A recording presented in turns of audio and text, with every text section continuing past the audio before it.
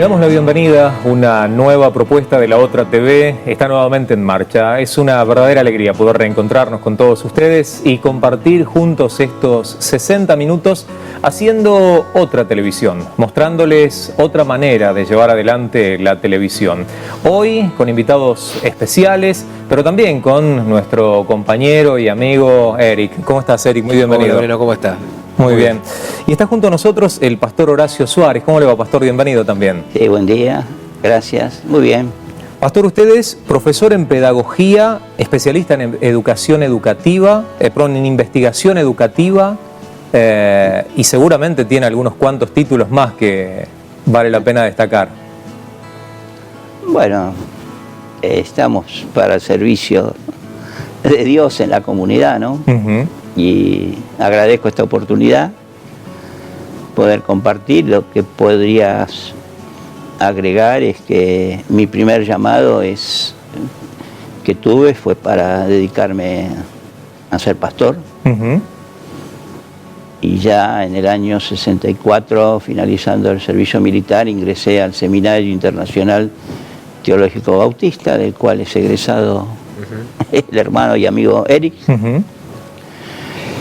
Y al finalizar el seminario fuimos con mi esposa, fuimos designados misioneros en la provincia de Tucumán.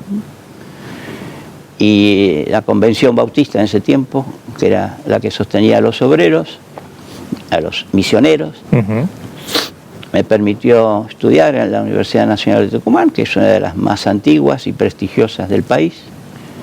Y allí pude obtener el título de profesor en pedagogía. ¿Y por qué se vinculó a la pedagogía? ¿Por qué se relacionó por el lado de la enseñanza? Porque desde mi adolescencia tenía como sueños acerca de la enseñanza y miraba, observaba planes de estudios de la universidad y me producía una emoción muy profunda, una alegría y un deseo que cuando finalizara mis estudios teológicos pudiese dedicarme al estudio de la pedagogía, que tiene que ver con la enseñanza y el aprendizaje, ¿no? Obviamente estuvo de los dos lados, del lado o de la posición del alumno y también del lugar del docente, de aquel que forma a aquellos que están aprendiendo. Y nos gustaría poder compartir con usted algunos conceptos que tienen que ver justamente con, estas particularidades que a veces los docentes, los maestros, los que enseñan, deben considerar o deben tener en cuenta para poder enseñar de la mejor manera, para poder educar y que esa educación indudablemente dé buenos frutos.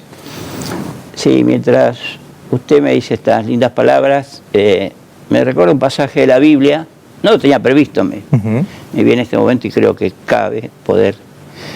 Cuando dice, por ejemplo, el apóstol Pablo, que él llamó a unos a ser profetas, a otros predicadores, en la lista, y después al final dice pastores y maestros. Es el único caso que nombra dos funciones. Y allí, en el griego, justamente ahí, esa palabrita ahí, pastores y maestros, es una conjunción. Es decir, que a los que Dios llama para ser pastores, los llama también a ser maestros. No es que se trata de una enumeración, una cosa, pastores y maestros sumando, sino que es una unidad. Es una conjunción y de ahí uno se da cuenta o deduce fácilmente, interpretando el original y esa palabrita, lo que es la conjunción, ¿verdad? En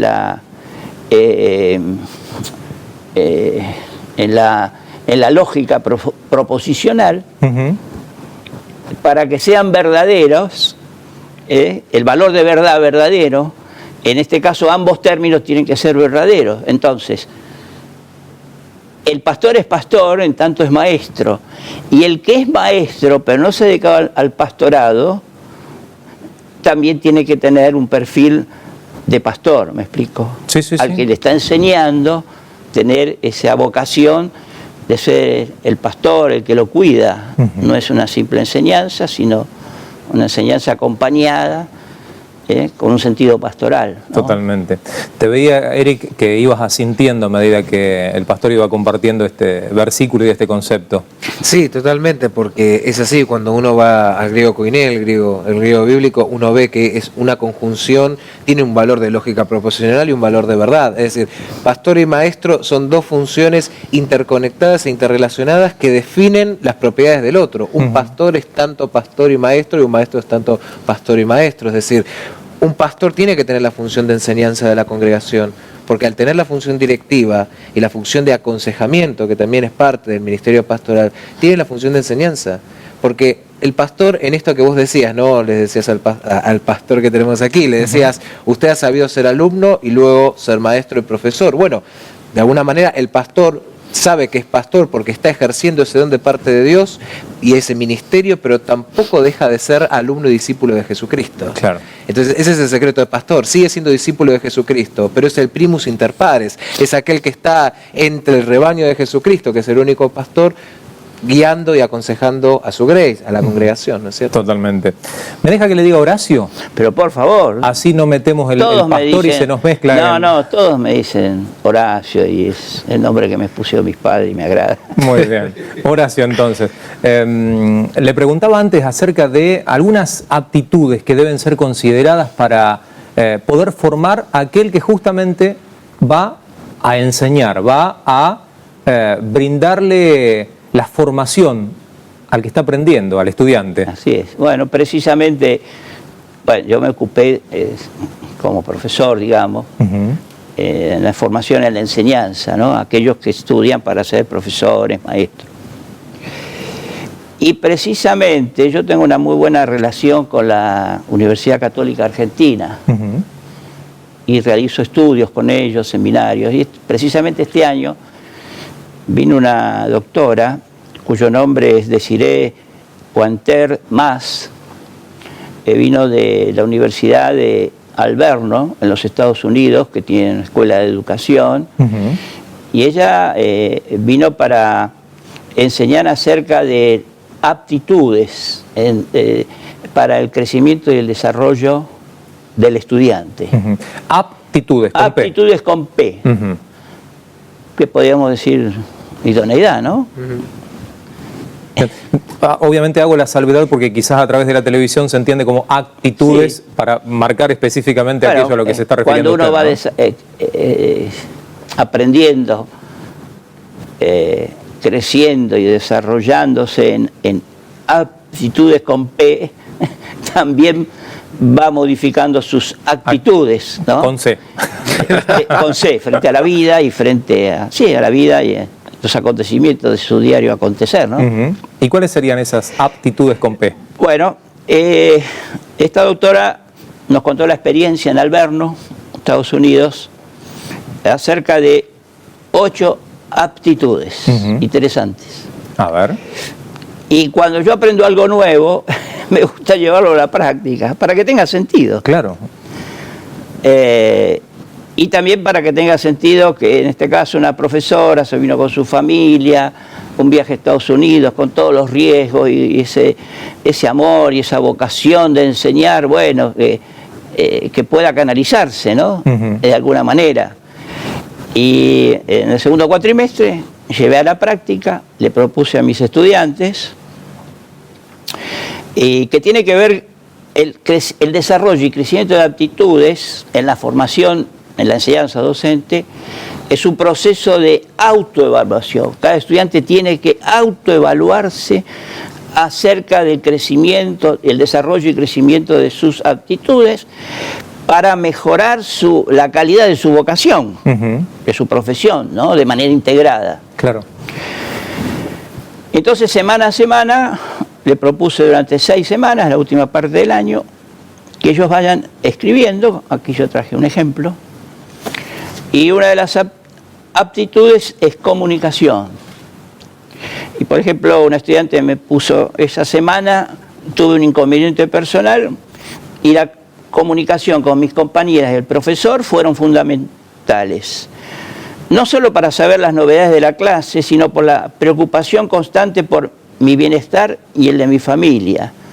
porque le preguntábamos por una Claro, situación ¿cómo estaba? ¿Qué familiar, era lo de que los pasaba? abuelos que estaban enfermos. Y fue importante la comunicación con mi pareja pedagógica, porque trabajan de a dos, ¿no? Para preparar la clase que teníamos que dar el miércoles posterior. Digamos, el profesorado me dedico a las prácticas de la enseñanza, los Claro. tengo que acompañar a ellos en sus prácticas de la enseñanza, ¿no? Ujú. Y otra aptitud es el análisis. Y escribe esta estudiante, aunque no participé de la clase, porque había estado ausente por lo dicho, fue muy importante el trabajo en equipo con mi pareja pedagógica y ver cómo nos hemos consolidado en ese aspecto. Ella se autoanalizó Claro. y saca algo positivo en ese autoanálisis, ¿no? Ujú. Otra aptitud es la resolución de problemas. Pude, junto a mi pareja pedagógica, resolver el inconveniente de la falta de tiempo para juntarnos a preparar la clase. Estaban próximas a dar una clase, Claro. a la que yo observé justamente, las observé en esa clase. Optimizando el encuentro que pudimos hacer el fin de semana y algunas complicaciones que surgieron en cuanto al tema otorgado por la profesora en el aula, ¿no? Ujú. Pudimos distribuirnos las tareas y comprometernos una con la otra. El problema vino y los pudieron resolver, ¿no? Claro. Otra aptitud es la valoración de la toma de decisiones. Pudimos decidir conjuntamente, evaluando y valorando nuestros puntos de vista para plantearnos objetivos en común. Quedan 4 y las digo rápidamente, así me gustaría escucharlo a Eric Ujú. y a usted, Mariano, también al respecto. La interacción social, que es muy importante. Es un grupo muy solidario donde todas nos ayudamos, son 12, ¿no? Las prácticas tienen que ser poco, no pueden es muy intensa la tarea del profesor de práctica, siempre son 10, 12, ¿no? El número. Es un grupo muy solidario donde todas nos ayudamos y trabajamos juntos. En todas las materias, por entre paréntesis. Estoy muy contenta de lo consolidadas que estamos como grupo de estudio y de valor humano, donde no hubo un día que no me enviaran un mensaje de aliento y me ayuden a mantenerme al día con las tareas del profesorado. Ujú. Otra aptitud es desarrollo de la perspectiva global, es decir, lo que puede ser más allá o lo que es más allá del grupo de estudio, de la materia específica. Sí. Y este estudiante escribe, al preparar la clase acerca de diversidad cultural, el tema que tenía que enseñar, pudimos integrar muchos conceptos de didáctica general y de didáctica de las ciencias sociales, ¿no? Es decir, fue más allá del espacio de la práctica docente específico que enseño yo. Y después ciudadanía efectiva, otra aptitud. Aprender a trabajar en equipo, investigar y armar un proyecto conjunto. El proyecto en este caso era planificar la clase que iban a dar como práctica. Contribuye con la construcción de este ítem. Y la última, que les cuesta más, es sensibilidad estética, y me hizo pensar estos últimos días esta aptitud, y encontré ejemplos del mismo Señor Jesucristo, ¿no? Como maestro de los maestros. Tiene que ver con lo estético, con las artes, ¿no? Con lo artístico. Y entonces escribe, aprender a utilizar imágenes para representar conceptos como recurso en el proceso de enseñanza y aprendizaje. Considero importante transitar la experiencia del aprendizaje mediante imágenes para luego utilizarlo como recurso de enseñanza. Bueno, que esta estudiante haya llegado a este desarrollo de esta aptitud es para mí algo casi extraordinario, ¿no? Claro. Y el ejemplo de Jesús. Jesús enseñaba por medio de imágenes. Mirad los lirios del campo, cómo crecen. Ya Jesús enseñaba por medio de imágenes, ¿no? Y ahora venimos a recibirlo esto un poco como innovación en la enseñanza, ¿no? De nuestros días. Yo pensaba mientras usted iba hilvanando cada una de estas aptitudes que no sé si a lo mejor concuerda conmigo, ¿no? O estoy haciendo un planteo que a lo mejor lo veo desde mi lugar, que justamente está dado en los medios de comunicación. Hay uno que atraviesa justamente cada una de estas aptitudes, que es precisamente la comunicación. Comunicación desde la oralidad, desde la verbalidad, comunicación en el vínculo, en el trabajo mancomunado, y también comunicación artística o no convencional. Exactamente, como esta última que termina de mencionar. Me da la sensación como que la comunicación atravesó cada una de esas aptitudes y fue transversal. Claro, fue fundamental para poder desarrollarlas a cada una, ¿no? Exactamente. Todas tienen su origen en la comunicación. No podían desarrollarse si no está la comunicación allí inmersa, ¿no?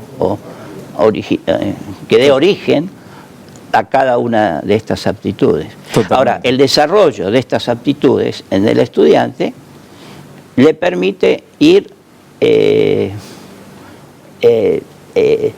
mejorando su calidad, ¿no? De manera integrada, no dispersa, sino de manera integrada. Eric. Sigo, es interesante que hayan hablado, fundamentalmente el pastor hablaba de, inicialmente, Horacio, bueno, vamos a decir Horacio. Horacio hablaba fundamentalmente de la idoneidad antes de nombrar las aptitudes que había rescatado, y vos hablás de la comunicación como algo transversal, lo cual concuerdo con ustedes y con vos que lo enunciaste.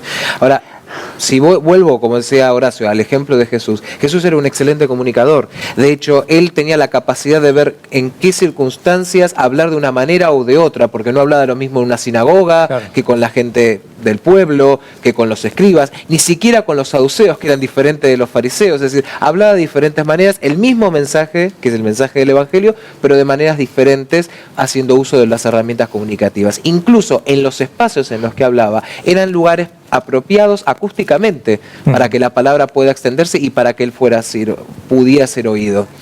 Ahora, tomando el ejemplo de Jesús en cuanto a la idoneidad y las aptitudes, es interesante que uno de los tantos consejos que Pablo le da a Timoteo es que busque hombres idóneos para construir, ¿no?, y extender el reino de Dios a través de la iglesia. Y qué interesante es cuando nosotros hacemos un ejercicio, o pudiéramos hacer un ejercicio similar como nos trae Horacio en nuestras iglesias. Yo recuerdo en mis tiempos de seminarista, ya bastantes años atrás, digo, bueno, una de las cosas, tampoco bastante, tanto. te digo que bastante, unos 6 5 años. Que de la década del 60.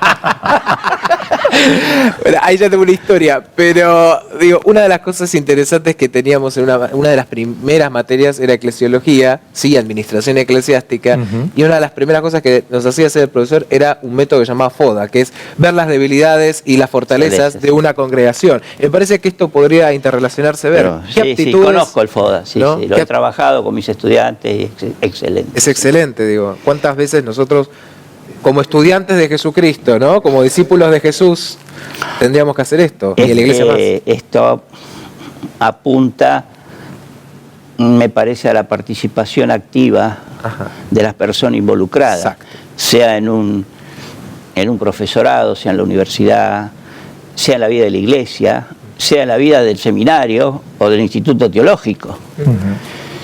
El asunto es llevarlo a la práctica. Porque cuando la persona escribe, es muy fuerte.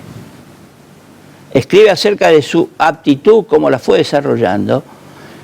Eso penetra dentro de sí mismo, eso que escribió. Porque cuando escribe, está toda su expresión corporal, no solo intelectual, sino el hecho de acondicionar su cuerpo para poder escribir, me explico, y sus manos.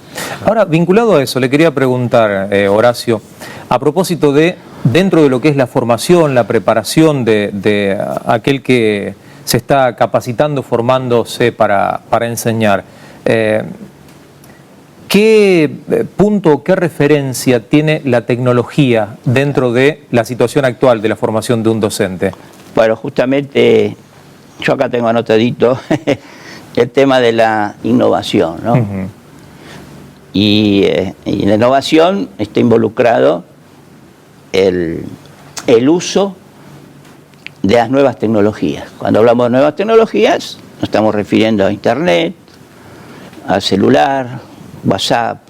¿Y cómo estamos en ese nivel? ¿Bien, mal, hay que mejorar? No, uno nunca va a decir que está mal. Lo que sí, hay muy poco desarrollo, tanto en el ámbito secular como en el ámbito cristiano. Ujú. Y ahí tenemos un campo muy abierto. A ver, me parece interesante esta referencia o esta diferencia que hace usted del ámbito secular y del ámbito cristiano. Siempre estamos hablando de la formación o la preparación de aquel que se va a dedicar a enseñar. Y me gustaría poder profundizar sobre aquellos que tienen que formarse o prepararse en el ámbito cristiano. ¿Hay algunos puntos o elementos que necesiten tenerse en cuenta dentro de lo que es precisamente la formación de alguien que se está preparando para enseñar la palabra, para enseñar y compartir la doctrina de Jesucristo? ¿Vinculado a las nuevas tecnologías o a conceptos que usted...? El punto de referencia, no sé si ustedes comparten, pero me parece es mi experiencia misma, de la cual yo puedo hablar, Claro. porque me metí en esto. Hoy yo puedo pasar 12, 14 horas trabajando en la computadora, pero no para hacer jueguitos ni nada de eso, sino para preparar mis clases. Claro, pero Preparar mi aula virtual. ¿Cómo? Convengamos en un detalle. Cuando usted se inició, cuando usted se recibió, la computadora todavía no era no un existía, elemento... no. Bueno, no quiero decir no existía porque parece como que le estuviera diciendo que ya está grande. Es que no se usaba la computadora Claro, bueno, en es una fines de la realidad. década del 60, Sí. ni la del 70. Ujú. La computadora es algo relativamente nuevo y la PC que usamos ahora, ¿cómo le llaman? ¿Cómo? Tablet. No, eso es más nuevo. Ajá. Pero las computadoras que todos usamos Ujú. son elementos Claro, relativamente nuevos. Yo iba al punto de que usted tuvo que aprender, o sea, ya estaba formado sí. como docente, pero tuvo que incorporar esa nueva tecnología Sí. y para su vida y también para su... Sí, el tema es que yo soy un apasionado de la educación. Ujú. Soy un apasionado. Y hace 10 años empecé con, que se llama Grupo Yahoo, que es gratuito, un programa gratuito, Ujú. y empecé a trabajar con mis estudiantes, enviándoles las clases, lo que llamamos actividades de aprendizaje, mensajes, hasta que en el año 2010 el Ministerio de Educación me otorgó a mí, como a todos los docentes que queremos, usar lo que se llama aula virtual. Ujú. Si acá hay una computadora y tienen internet, se la puedo mostrar en un minuto, en mi aula virtual, ¿no? Ujú. Y otra aula virtual donde estoy estudiando, estoy terminando, ya estoy en el tema de la tesis, en Centro de Estudios Avanzados de la Universidad Nacional de Córdoba, en la maestría Procesos Educativos Mediados por Tecnologías, que tiene que ver con la enseñanza mediante el uso de internet. Podría mostrarle el aula virtual donde ahí soy estudiante también, ¿no? A ver, Pero el tema es así, que yo me empecé a darme cuenta que al trabajar mediante el uso de internet se potenciaba mi enseñanza y se potenciaba el aprendizaje del estudiante, porque la comunicación es durante toda la semana, no solamente cuando voy, en este caso los días miércoles de la mañana, 4 horas, sino que durante toda la semana nos comunicamos entre los estudiantes y el profesor. Ujú. Pero eso es casi iniciativa de uno, porque acá no hay una ecuación o una metodología que le tenga que decir, mire pastor, usted en su iglesia tiene que instalar un programa de educación a distancia para evangelizar. Porque si vamos y golpeamos en los departamentos, no nos abre. Hasta pueden pensar que somos delincuentes. ¿Cómo hacemos para llegar a toda esa multitud? Y bueno, en este momento, las puertas que me parece que Dios nos está abriendo es poder llegar mediante internet. Y programas bien hechos, contextualizados al barrio o a la ciudad donde estamos trabajando, ¿verdad? Porque el tema de la educación a distancia en campo, en cualquier campo, pero en el campo cristiano, llega un punto que hay una serie de vínculos tan estrechos que las personas están estudiando, aprendiendo y enseñando sin conocerse, pero llega el punto en que se quieren conocer. Claro. Y ahí está el puente para que lleguen quizás a una reunión en la iglesia, ¿verdad? Una reunión así, no muy formal, ¿verdad? Quizás con un momento social, pero que llegue al contacto con esas personas a las cuales queremos nosotros alcanzar con la palabra de Dios, que es lo más hermoso que podemos alcanzar a un ser humano. ¿Me explico? Me gustaría preguntarles a los dos, ya que han tenido la posibilidad de hacerlo, virtudes y defectos o diferencias entre un aula virtual, ser alumno en una situación virtual, y ser alumno en una situación presencial, es decir, ir con el librito, la fotocopia a la facultad y sentarme y escuchar y Así participar de lo las tradicional, clases. digamos. Sí. Exacto. Ventajas de una y de otra. Indudablemente estamos en tiempos que no podemos negar que la tecnología hoy nos brinda esta posibilidad y que muchísima gente la ha adoptado y que cumple su efecto y su cometido.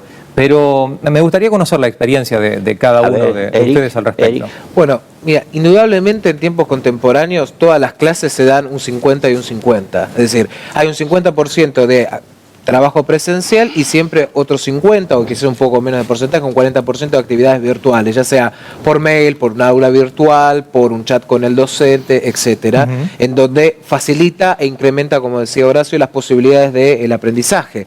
Hay otros casos en donde es 100% virtual, en donde, por ejemplo, doy un ejemplo, yo soy docente en una carrera de técnico superior en orientación familiar, que es de IRENE, el Instituto de Formación a Distancia, y doy psicología. Y los alumnos son de Misiones. Claro. Entonces es absolutamente, hay un encuentro presencial en el cuatrimestre en donde voy a Misión y estoy un rato con ellos y nunca los había visto antes. Y les voy a contar el testimonio porque es lo que decía Horacio. Digo, estuvimos todo un cuatrimestre hablando, charlando, chateando, mandando comentarios, mandando los trabajos, devoluciones y correcciones de los trabajos, el último examen, y voy a dar una charla. Y yo nunca los había visto a ninguno de ellos, pero cuando llego todos me abrazan, me saludan, hola profe, ¿cómo anda? Claro. Y se había generado un vínculo desde la virtualidad y esa necesidad que decía Horacio de conocerse es increíble, obviamente hablando de un ambiente cristiano, ¿no? Entonces yo digo, wow, cuántos son acortados las distancias, ¿no? Hoy en día a través de la comunicación y de las nuevas tecnologías. Cuando a él le dicen, qué lindo que te puedo ver, es porque seguramente vieron tu foto, ¿verdad? Sí, exacto. Vio la foto. Claro. Si no lo conoció, ya lo conocía y lo reconoció por la foto. Y nosotros los seres humanos Dios nos hizo seres sociales, ¿no? Somos vínculos, somos lazos. Y aún se puede socializar desde esa virtualidad. Pero, claro. Y es algo extraordinario porque yo escribí un artículo que el Ministerio de Educación me lo publicó, pero lo que quiero decir no es eso, sino lo que escribí en ese artículo es, llegó un punto en mi experiencia en la enseñanza mediante el uso de Internet o el aula virtual, como nosotros lo llamamos en el campo educativo en la Argentina, ¿qué puedo hacer yo para que el otro que está a la distancia pueda aprender? Y entonces tengo que esforzarme en buscar una metodología, el camino, digamos, adecuado para que el otro, o los otros, porque a su vez cada uno de los otros tiene su particularidad y su propio estilo de aprendizaje. ¿Cómo hago para llegar a cada uno de ellos con mi enseñanza y puedan aprender? Porque el asunto es que puedan aprender. Totalmente. ¿Me explico? Me parece fundamental lo que venimos hablando y me gusta mucho la conversación. Y pienso en la Gran Comisión, ¿no? En la Gran Comisión matiana hay un gran énfasis pedagógico, porque el llamado de Jesús a los discípulos es ir y hacer discípulos. O sea, se implica a los discípulos en una actividad inherente a la enseñanza y a transmitir todo aquello que habían vivenciado y aprendido con Jesús. Entonces la Iglesia tiene un énfasis fuerte en la pedagogía y en el discipulado de los otros. Una Iglesia que no enseña las verdades del texto bíblico, que no enseña las verdades del Evangelio, es una Iglesia que no está cumpliendo con la Gran Comisión. La pedagogía, el pedagogo, ¿qué era el pedagogo? Era el que acompañaba al otro. Así es. Claro. La pedagogía es un compromiso con un otro. Entonces yo como maestro que intento o quiero hacer un compromiso con un otro de acompañarlo en un proceso de aprendizaje o de pasaje por una determinada circunstancia, no puedo acompañarlo un tiempito después hacerme, ¿no?, el desentendido e irme. La pedagogía es un compromiso. Y por algo Jesús advirtió, no se hagan maestros muchos de vosotros. ¿No? ¿Por qué hace Jesús esta advertencia? No se hagan maestros muchos de vosotros. Porque es un compromiso. Y el ser humano muchas veces no sostiene los compromisos. Porque implica tiempo, porque implica esfuerzo, porque implica también un compromiso mío con Dios, porque estoy transmitiendo palabra de Dios. Entonces, si mi compromiso con Dios se ve alterado, lo que yo le transmita al otro, que le estoy enseñando de palabra de Dios, también se altera. Entonces, no es fácil ese lugar. Totalmente. No es fácil, pero es absolutamente necesario. No, lo que quería decir también es el tema de el uso de herramientas interactivas, tecnológicas, ¿no? Por ejemplo, elaboración de un mapa conceptual, hay un programa que se llama CMAP y hay otro, estoy mencionando algunos. He logrado que estudiantes escribieran, elaboraran historietas de su experiencia de aprendizaje. Qué lindo. Qué bueno eso. Eso es impresionante. Tienen que usar un programa que les cuesta, en este caso Tondo, pero que lo pudieron hacer. ¿Me explico? Totalmente. O algo muy sencillo como es el Google Drive, donde es una página donde todos escribimos, interactuamos. Y pueden participar. Vamos perfeccionando esa escritura y vamos aprendiendo juntos. Y otros más dicen que queda ya menos de un minuto. Menos de un minuto, exactamente. Pues tenía algunas cositas más, pero bueno. ¿Quedan pendientes para algún próximo programa en donde lo podamos tener nuevamente, Horacio? Sí, cómo no. Le agradecemos muchísimo su visita hoy en el programa, todo lo que compartió y obviamente las cosas que quedan pendientes. Solamente, si me permite, lo que escribió Erasmo de Rotterdam, que es el que editó el texto recepto, el texto recibido del griego del Nuevo Testamento, del Koiné, que es la base de nuestra Biblia Reina Valera, ¿verdad? A ver. Pero él dice lo siguiente: en opinión de los necios, la enseñanza es una tarea humilde, despreciativa, digamos, pero en realidad es el más noble de los oficios. Qué bueno. En la Biblia está 200 veces mencionada, porque he estudiado versículo por versículo, 200 veces mencionada la palabra enseñanza del Antiguo y Nuevo Testamento. Gracias. Horacio, le agradecemos muchísimo la visita. Gracias, Eric, también. Gracias a ustedes. Nosotros estamos haciendo La Otra TV. No se mueva de ahí, ya seguimos.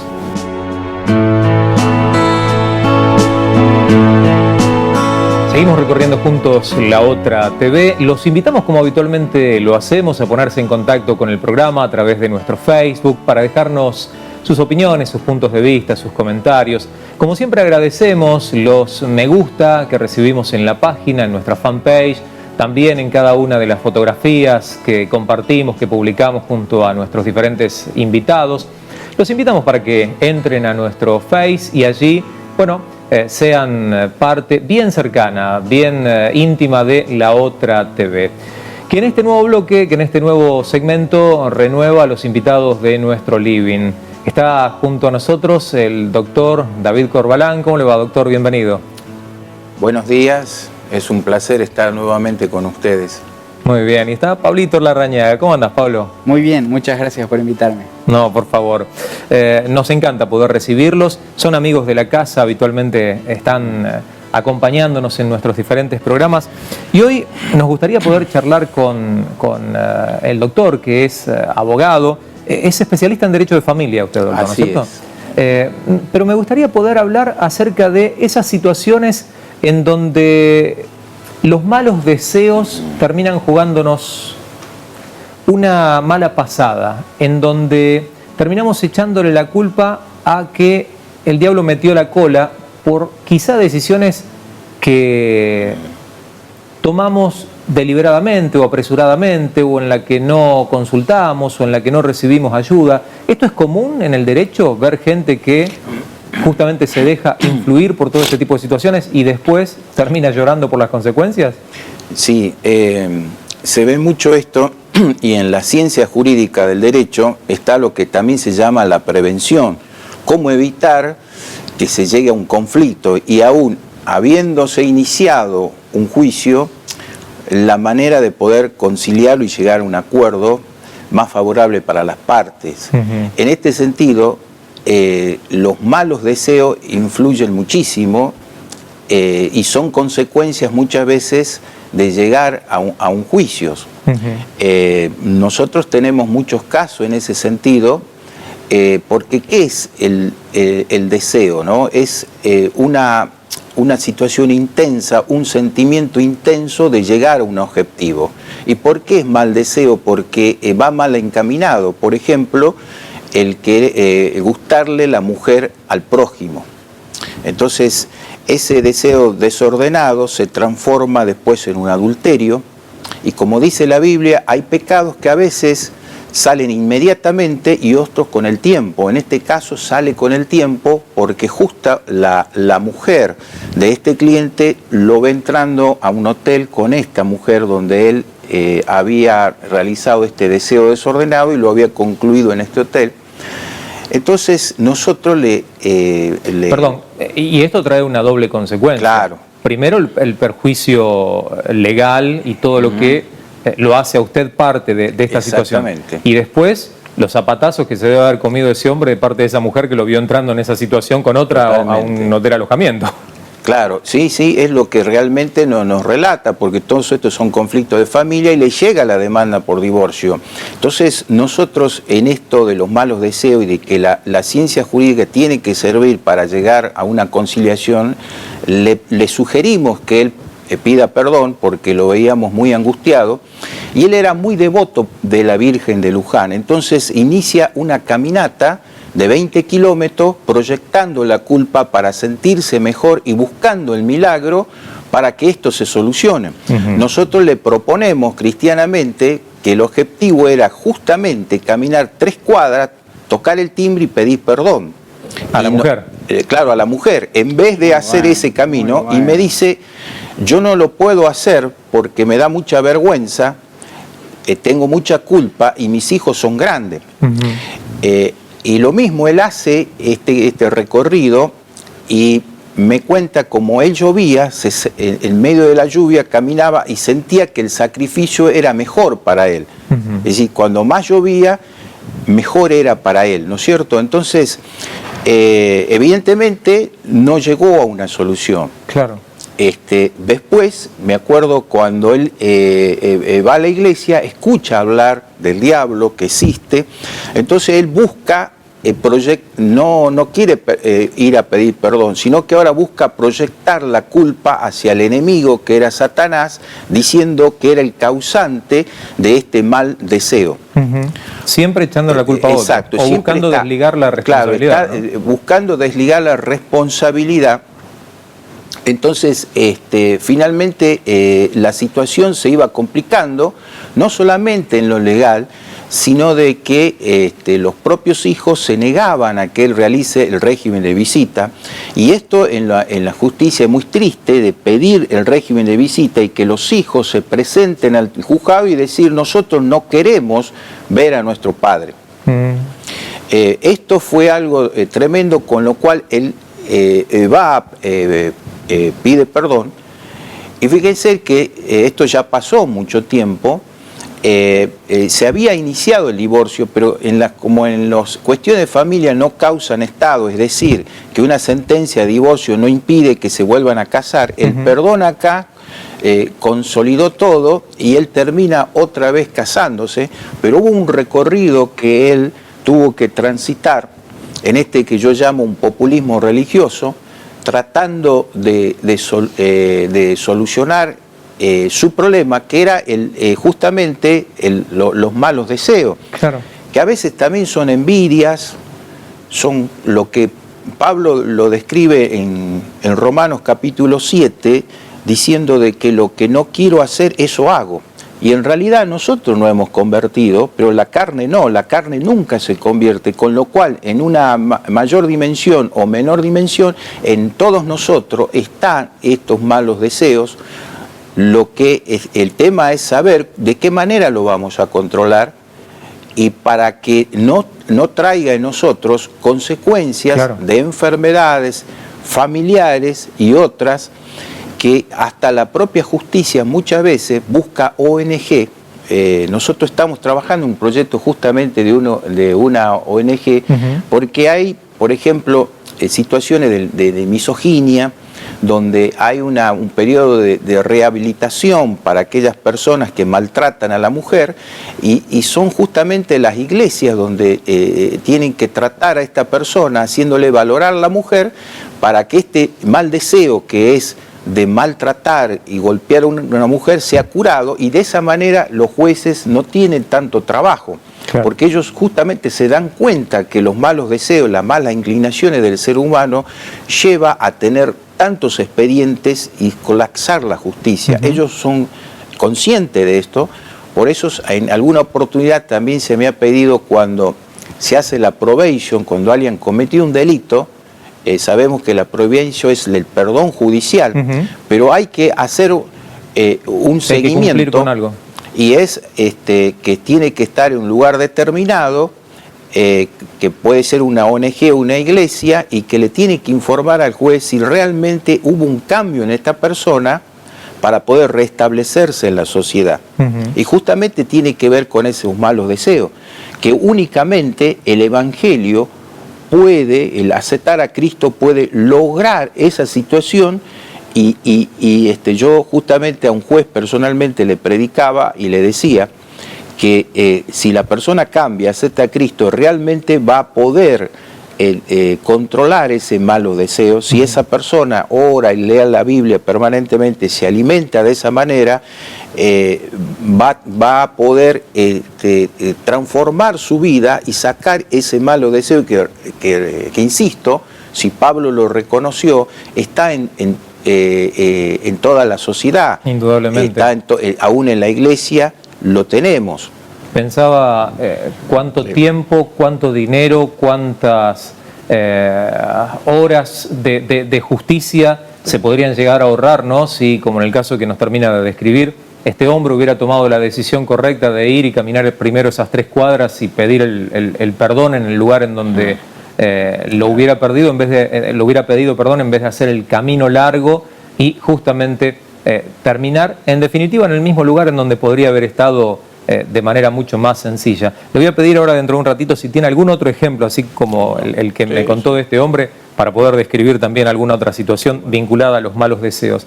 Pero quiero preguntarte, Pablito, porque antes de que se realizara la elección a presidente en Argentina, tuvo lugar en Tecnópolis una nueva convocatoria en donde cientos de miles de cristianos nuevamente estuvieron reunidos, orando, buscando a Dios, pidiendo por el nuevo gobierno. Y allí, hubo gente que compartió un mensaje, hombres de Dios, grupos musicales, pero hubo algo que te llamó la atención. Sí, como artista siempre charlo con más artistas, ¿no? Y se habla mucho de llegar a las multitudes a través de lo que uno hace. Y pude ver a este hombre predicar, Reinhard Bonnke o Bonnke, que es un alemán que vive en Estados Unidos, pero que hace cruzadas en África de millones, son mares de gente que van a escuchar su mensaje, a recibir un milagro. Y yo pensaba, como artista, ¿no? Uno ve eso y corre riesgo de decir, uy, qué lindo las multitudes, ¿no? Y que está perfecto, pero no hay que cometer el error de olvidarse del uno, digamos, que cruzamos a diario en cualquier situación, ¿no? Claro. Y a mí eso me impactó, y justo incluso ese mismo día, yendo en taxi hacia esa campaña donde había miles de personas, hablando con mi manager, íbamos hablando con el taxista, y sale el tema de a dónde van, qué hay ahí, entonces empezamos a hablar. Era un hombre católico él, no practicante, pero sí que creía, pero terminamos el viaje donde yo adentro de su auto puse las manos en su espalda y pude orar por él porque tenía un dolor en la espalda, y terminó diciéndome que el domingo que viene a la iglesia, ¿no? Donde me congrego, y me preguntó la dirección, los horarios, todo. Entonces yo pensaba, uno a veces piensa en las multitudes y se olvida del taxista, se olvida del chico, no sé, el otro día estaba en McDonald's y entra un nene a pedir comida, que le compren algo, y el nene olía muy mal, muy mal. Entonces él me dice que le compre una hamburguesa, yo le digo, bueno, ¿cuál querés? Me dice, quiero el combo no sé cuánto, que eran los más caros. Claro. Le digo, bueno, no, pará, mira, si querés yo te compro esta hamburguesa que es similar pero más chica, y yo te lo armo pero me costaba menos. Entonces, bueno, está bien, se lo compro, se lo doy y él se estaba yendo. Y le digo, pará. Le digo, vení, vamos a comer juntos. Y lo invito a quedarse y en esa charla puedo compartir con él, ¿no? Y yo, ¿por qué estaba en McDonald's? Pues estaba esperando a una amiga que había conocido hace tiempo, pero que estaba lejos de Dios. Entonces, bueno, yo justo tenía una exposición cerca de ese lugar donde trabajaba mi amiga. Digo, bueno, voy a la exposición, la invito a mi amiga, hago tiempo en McDonald's. Entonces, yo estoy comiendo con Julián, este chico, viene mi amiga y yo hago que mi amiga que está lejos de Dios le hable de Dios a Julián. Qué tremendo. Y que se hagan amigos y todo eso, ¿no? De ahí nos fuimos a una exposición, ¿no? Que es una chica que un pastor me pidió que vaya a esa exposición porque es una chica que está conociendo a Dios, pero el mundo del arte, justamente por pensar en esto de las multitudes, es muy competitivo. Entonces ella necesita amigos que la puedan contener dentro de su ambiente. Entonces, bueno, voy a la exposición con mi amiga. Julián ya nos había abandonado. Y a esa exposición prácticamente no había ido nadie, porque llovía un montón. Y yo estoy viendo que por la ventana, esto era en un subsuelo incluso, y veo que por la ventana había unas personas mirando. Entonces yo llamo a esas personas a que pasen a la exposición, y estando ahí, mi amiga artista me presenta a mí como artista también, y esta gente resultó ser periodistas de una radio de cultura muy importante de acá, de Argentina. Entonces me ofrecen a mí y a mi amiga hacernos una entrevista en su programa. Y yo le digo, no, a mí no, porque hoy es el momento de ella, háganle a ella la entrevista. Entonces, esto... Perdóname, aparte vos sos exclusivo de La Otra TV. Exactamente, Eso hay tengo que el recalcarlo. contrato artista exclusivo de La Otra TV. Si no, Jorge Torres te mata. Exacto, tal cual. Entonces, en realidad, esa era mi motivación, mi freno. Pero era pensar en la necesidad de esa persona, ya sea espiritual, artística, relacional, emocional, lo que sea, pero detenerse a pensar en eso y ser atento a ese punto de conflicto, ¿no? Totalmente. Le dimos tiempo, doctor, para que piense o para que recuerde alguna otra situación de litigio en donde esos malos deseos o donde la culpa la tuvo el diablo y... Es que es muy difícil encontrar una persona que inicie un litigio si no hay algún mal deseo. Normalmente es prácticamente un 99%, siempre está.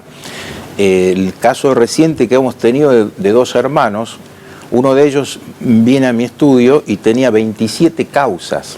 27 causas a lo largo de 10 años.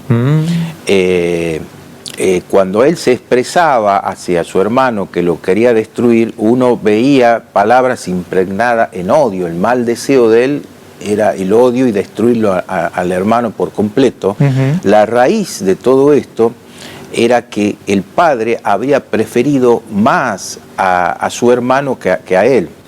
Entonces él había hecho todo en su vida para tratar de agradar al padre y no lo conseguía, no se sentía satisfecho. Aún también iba a la facultad y estudió una carrera y otra, y como lo hacía para el padre, nunca llegó a ejercer, pero siempre el padre le decía, vos, según el relato, era que vos tenés que ser como tu hermano. Vos tenés que ir a la facultad como tu hermano, vos tenés que ser educado como tu hermano. Entonces, cuando muere el padre, ahí empieza una sucesión y estalla un conflicto impresionante. Con lo cual, él ya había pasado por 5 o 6 abogados y siempre, claro, a veces el profesional dice, sí, yo defiendo porque le creo a mi cliente, pero en realidad este odio llevaba a generar todo este conflicto innecesario y cuando yo fui al juzgado, pedí la causa, la conocían, pero todos los empleados. Era habitué el muchacho del lugar. Claro, porque la verdad que había un lugar especial, no en el mostrador, para mostrar 27 causas. Es decir, que ya estaba un lugar especial del juzgado para ese fin. Entonces le hablamos del perdón. Con lo cual, acá él decía, él no lo merece. Le hicimos entender que si él no que no es que no sabíamos si la hermana lo merecía o no, pero que él lo merecía, Claro. y le indicamos en lo que es la prevención, que el perdón es divino, que en realidad Dios no nos creó con capacidad de perdonar. Ponemos la voluntad, pero necesitamos esa gracia de Dios, y si él aceptaba a Cristo iba a poder tener esta posibilidad, porque él, por más que se esforzaba, no encontraba poder perdonar, justamente porque el ser humano no está preparado, y todo lo que el ser humano puede hacer es limitado aún el perdón. Entonces necesitaba un milagro de parte de Dios. Le explicamos de la cruz y él entendió y lo pudo perdonar, ¿no? Ahora, indudablemente, el perdón beneficia mucho más a aquel que lo suelta, a aquel que perdona, Claro. que aquel que lo recibe. Exactamente. Pero pensaba en términos judiciales. Si la justicia y las leyes naturales que tenemos en la sociedad argentina actual o en el mundo, pueden llegar a traer algún tipo de respuesta ante situaciones como esta, o si indudablemente la posibilidad de contar con un profesional que tenga a Cristo en su corazón o con gente idónea en la materia, son verdaderamente los elementos que se necesitan para que esa persona encuentre una solución, una salida a tremendos problemas.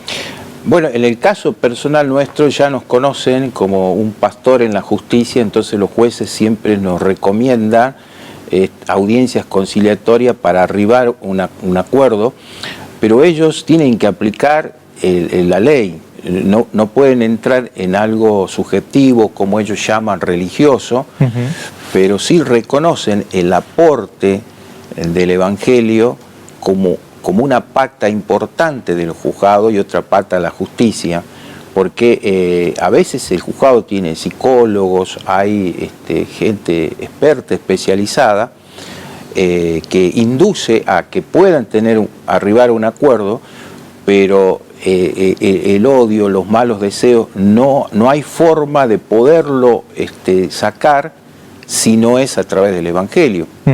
Tiene que haber son cuestiones profundas que, como dije al comienzo, las personas se convierten, pero la carne no, la carne nunca se va a convertir, y eso es lo que nos lleva a tener permanentemente conflicto, hasta en el tema pastoral, hasta que sabemos, es el tema de los problemas a nivel de iglesia, pero no hemos pensado los problemas que hay en la sociedad por tener soberbia, por tener orgullo, por los malos deseos, por dejar no cumplir con los mandamientos del Señor.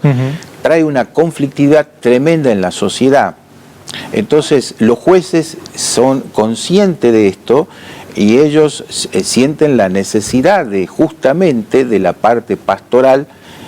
Quizás lo ven todavía como no para ponerlo en práctica en su vida, pero sí para solucionar los conflictos. Sí, pero entienden en definitiva que ahí está la respuesta. Exactamente, se dan cuenta y a veces me lo han sugerido, me lo han pedido, y yo me doy cuenta que como profesional, entrando de esa manera, la verdad que uno, la persona a veces termina viendo la iglesia y a veces somos recomendados porque le hemos solucionado un problema que nadie lo podía solucionar. Totalmente.